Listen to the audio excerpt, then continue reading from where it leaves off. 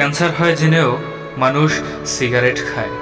কিছু কিছু ভালোবাসাও এমন, পাবো না জেনেও তাকে ভালোবাসতে ইচ্ছে হয়। কষ্ট বড়ই অদ্ভুত, তাই না? না যায় ভোলা, না যায় মনে রাখা।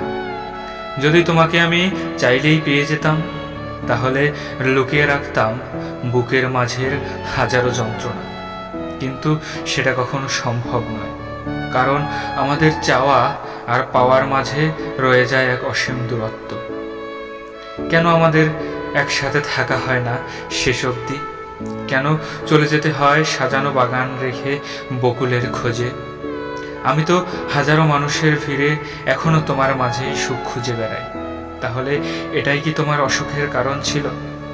ভালোবাসার দৃষ্টিটা একজনের প্রতি থাকলে অন্য কারো দিকে তাকাতে হয় না।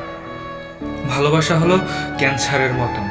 ক্যান্সার হলে যেমন কেমোথেরাপির মাধ্যমে খানিকটা সময় ক্যান্সার দমিয়ে রাখা যায়, ভালোবাসার বিচ্ছেদ ঠিক তেমনই।